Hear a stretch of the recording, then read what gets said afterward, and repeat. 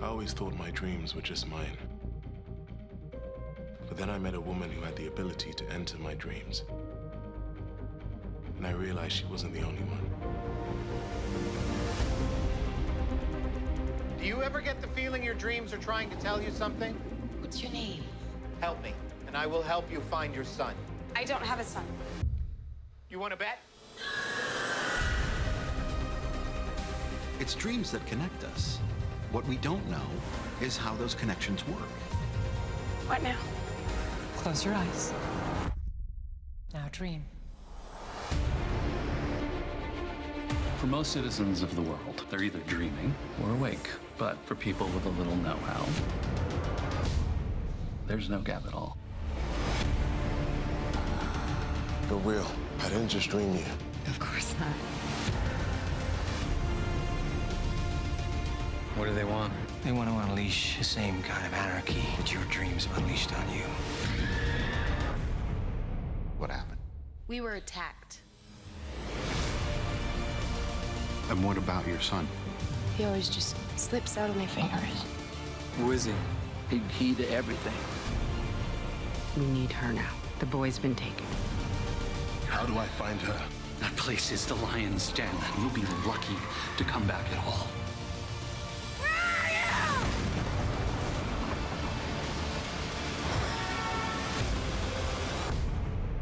You look like you got run over in your sleep.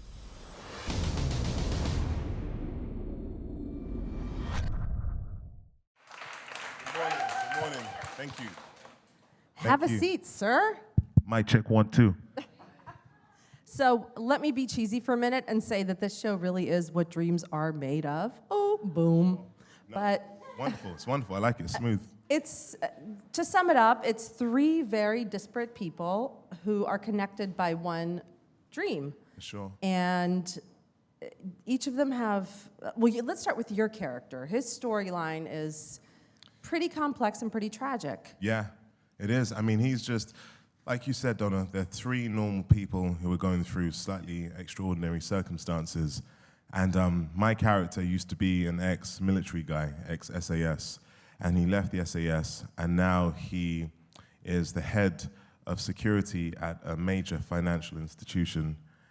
And along this process of his transition from being an SAS guy to head of security, he falls in love with a woman who he loves deeply. And they spend fleeting moments together because of their work schedules.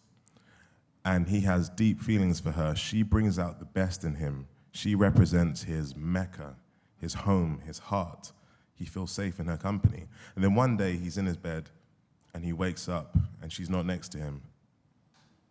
So then he goes to her apartment and he sees that she's not there either. In fact, there is no trace of the woman who he loved so deeply. And now his only experience of her is in his dreams. And then he gets to a stage where he's not sure if she actually existed in the real world or if she only exists in the waking world. Like, it's some deep stuff. And Tess, especially the woman on the side here, Yeah. has a dream that she gives birth, but yet she goes to doctors and they keep telling her there's no sign that you Right. ever had a child, but she Yeah. knows she did have a child, which I think would be enough to make anyone insane. Right? Tell me about the genesis of the project, because I know that there's a really interesting backstory there. Yeah, so this project, the late Henry Brumell and Blake Masters, they came together with this idea of storytelling. And the storytelling which they wanted to kind of get involved in is something that deals with the dream world. Because they have a feeling that the dream world represents something magical and has many magical options. So to have a narrative within the dream world just creates for many opportunities of telling really interesting stories. But they actually came up with the idea over drinks. It was Blake Masters' bachelor party. He was slightly drunk, and then he got Henry Brumell to tell everyone about this idea. And they all thought it was cool but crazy. And then, unfortunately, Henry Brumell passed away. But the pilot was ready. And it was hard for Blake to get back onto working on the script because Henry Brumell was his brother, you know. blood wouldn't make a difference. And Blake found it in himself to just get back onto it, to just really commit to the process of finessing and finishing the script. He did so, and then he gave it to our exec producer, Gale Ann Hurd. She loved it, fell in love with it, and then they approached USA Network, and here we are. It's amazing. We did the pilot. I hoped for the best, and yesterday we wrapped, or early hours of the morning, we wrapped Falling Water Season 1 about 8 hours ago. And here I am. Here you are. And so far, all the feedback that I've seen online is that it's thoughtful, it's really dramatic and dark and brooding and interesting and basically a perfect pairing with Mr. Robot. So it's that kind of side of USA Network, the more, I guess, dark side. Dark, textured, gritty.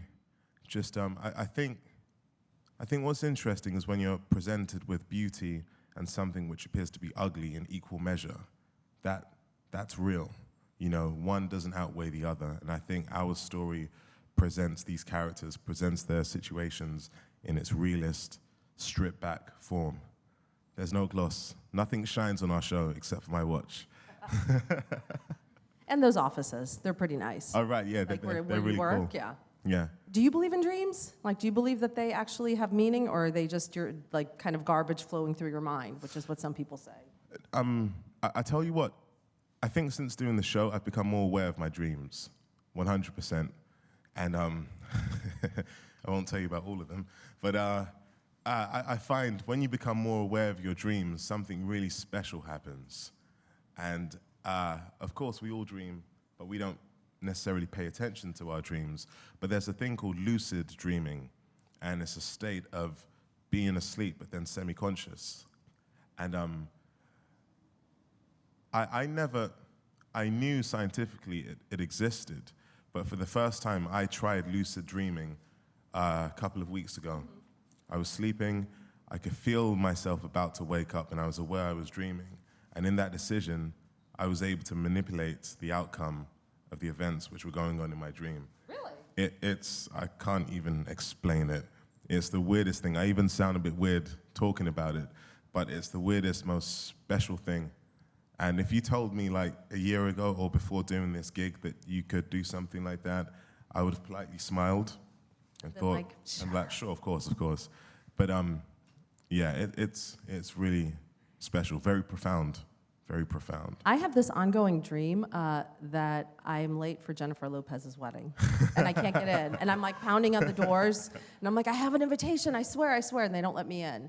So maybe you could write that into the show. Maybe, and maybe, I think there's something connected with anxiety, maybe. You know, because you're knocking on the door, you're meant to be inside there, but then they're telling you you're not. And there's that frustration. So that could be coming from a place of anxiety. Or maybe you've outgrown the place where you are and you're going to transcend to something greater. So you look at They're that. not letting you in. It's their loss, not yours. When you shoot a show like this, how do you leave it behind when you go home at night? I'm still trying to work that out. I guess because last night was your final night, so. Yeah, but it's look, this show has been amazing to work on. And I've been acting for a few years. I started in London, Hackney, where I'm from, and I'm a hustler. I'm a hustler. So I always wanted to get into acting. And when I was first told about how, not how acting works, but to take it up as a profession, I think the thing that I was sold on was my maths teacher told me, David, with all your extra energy, I think you should get involved in acting. I thought, acting? I'm a musician. He said, no, do acting because it'll make you popular with the girls. Ooh, I like your teacher. I thought, I'm in. My maths teacher was a pimp. Like, I think you've just done more for the math profession right now than anyone has done. No, he had swagger for days. He didn't look it, but he had it. And I think that kind of propelled me into just getting involved in acting and really just committing to it, So, like today, whenever I take on board a character, I come at it with a different conviction. So of course, when I go home, I'm still gonna feel the dregs of it because I use myself in these roles. I use myself, but then I lose myself. And I just feel that that's the way it should be. It's a sacrifice I make as a storyteller to share with you guys and everyone and anyone who watches the show. And you have worked on stage with David Tennant and Yes. Sir Pat Stew. Patrick, dog. Patrick. What was that experience like? It was great. Royal Shakespeare Company. Yeah, it was fantastic. We did Hamlet. David Tennant was our Hamlet, and Patrick Stewart played Claudius and the Ghost, for those of you who are familiar with the play. And we did that that was longer than 3 years ago, like 6 years ago. And it was an amazing experience because you have actors who are just incredibly talented. Patrick Stewart, who's been there, done that, and who still returns to his roots of theater. And he would warm up before every performance. We would have a company warm up, and he would always warm up. And even if he was late and the company have done their warm up and gone back to their dressing rooms, you'd see him go to the stage and still warm up again. And that level of discipline and appreciation for your craft is so inspiring. Even at that level, he still has that commitment. That he doesn't phone it in when he obviously can. Oh no, he shows up. And so does David Tennant, but both fantastic actors. When did you first realize that you could make a living doing this? I mean, there's one thing to have your math teacher say, hey, acting will get you hooked Yeah. up with some ladies, but when did you know that your mom could stop worrying about you paying the rent? Look, I mean, like I said before, I am a hustler. So if I weren't an actor, I'd be like a businessman, I just love the fact that with business, especially when you're doing A to B sales, you're in front of someone, you have a product, you have to believe in it, and you have to be able to communicate your belief in that product to someone else. That's still acting, and it's something I just really enjoy doing. So getting into the acting process and this journey, I always knew I would have to make it work. I didn't have no plan B, unfortunately. So by hook or by crook, I was gonna make it work. Unfortunately, I did. But then I'm very efficient with finances, because I learned it from my mum. She's a taskmaster, but she's an amazing woman.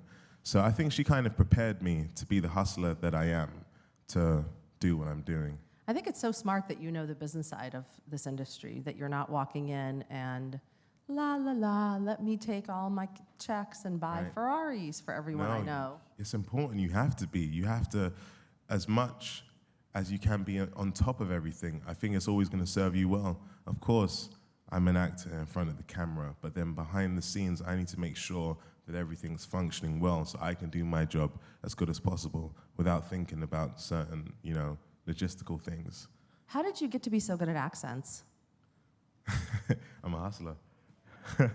Well, I enjoy mimicking people.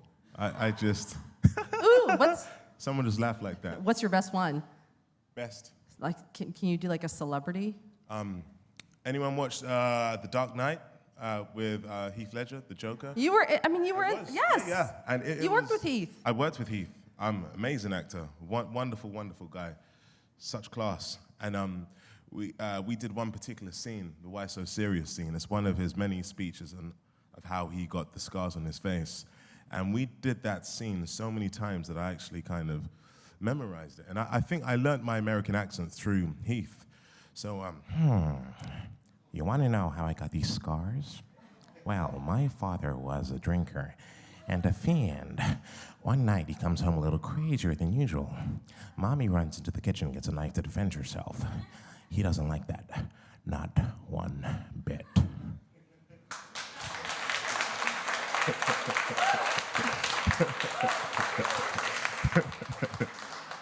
it's been a while. That was incredible. Thank you. How did working with Heath and Christopher Nolan impact your choices moving forward? I think, with Heath especially, he set a bar standard for me for what acting can be. His conviction and his dedication to the work is second to none. I'll never forget, we were rehearsing our stunt sequence. So what happens on set, usually, when you have a major stunt sequence, you'll rehearse it offset in a location that's away from where you would actually film, and you would just rehearse through the moves. Heath wasn't in character; he was in normal clothes. And when we were rehearsing this scene, whenever Christopher Nolan gave him a note, Heath would go to his book. He had this massive folder, and it had a lot of notes. And like a student, he would write little notes down. And there was something about that I just thought was so cool, because even a guy at his level and with that talent still sees himself as a student. Mm-hmm. So cut to a few days later, now when we're on set, and Heath is in costume, he's in character. He never broke character throughout. And after his takes, and this was the first time seeing him in the makeup and everything, and we had an unspoken rule that no one would address him as Heath. You wouldn't really speak with him, but he earned that because he's such a gentleman. So we're on set, and he's done a few takes, and I kid you not, after his takes, usually on set, when someone does a take, you hear the director call, and cut, oh yeah, so we need to get a light here, and let's do this there, and then people start talking, and there's small talk and polite talk. After Heath's takes, it was quiet. Because when you experience that level of conviction, it almost feels sacrilegious to make small talk. I've seen nothing like it before. Amazing, amazing guy. And he's set the bar standard for me of commitment and just being inspired. And how did you bring that to Falling Water? Well, you see. I think, so Blake Masters, the showrunner, he said to me, when I signed on board and we did the pilot, when we were preparing to do the remaining 9 episodes for season 1, he said that he really wanted to take my character on a journey. And he felt that I'm strong enough to be dragged down to depths beyond anything I could even think of. So I'm happy that he gave me that heads up early on, because it just meant I could prepare myself mentally, spiritually, physically, everything. And I'm so happy I did, because I mentioned it before, but this project has definitely been one of the most challenging, spiritually demanding, super profound experiences I have ever had as an actor. Like, it's taken me to some places. And I'm so happy that I got through it and I'm still standing, because it was wonderfully powerful and almost life-changing. I would really imagine special. so, yeah. Yeah, I didn't think it would be, but boy, we went to some places. I've seen the first 2 episodes, and I can attest to that. I don't even... Wait until you get to middle of the season and towards the end of the season. It's about to go down. And that's a perfect segue to our audience. So hit David up. Hi, David. Thank you for being here. So what was the other breaking point in your career that resonated with you in your life, and what advice would you give to upcoming actors to have that breaking point?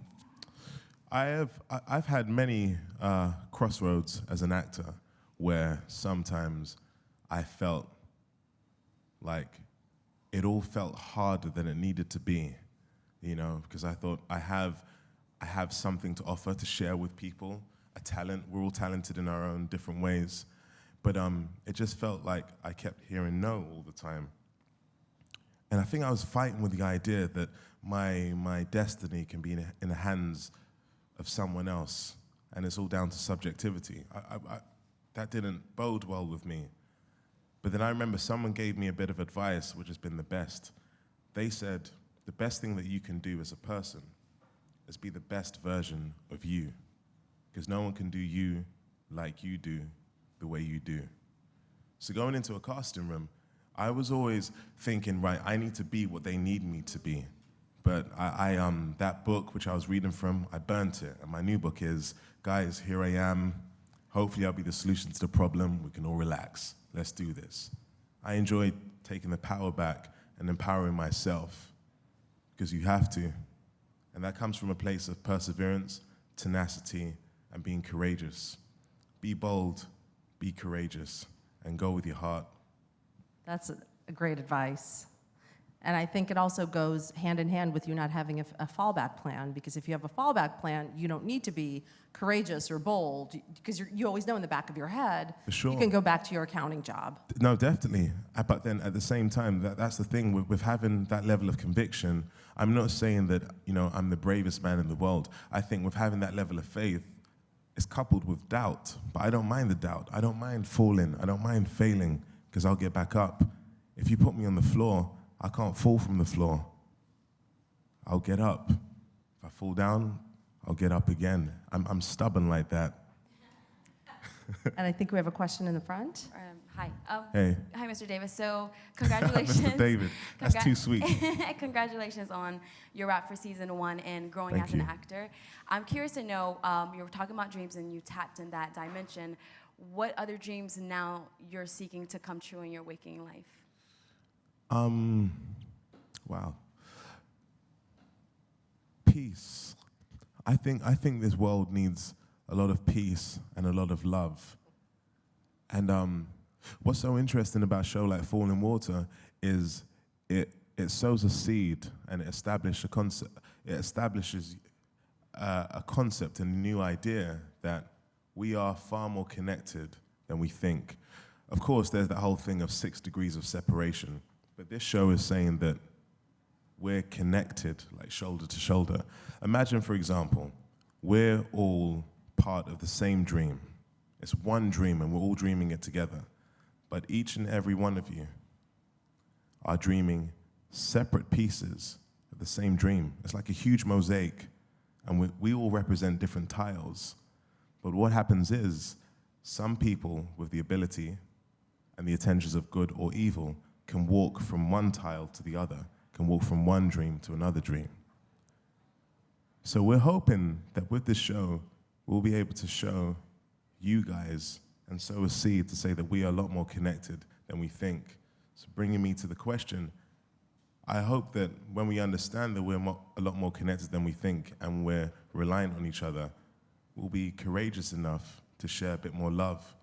Hopefully our default would be love as opposed to anger.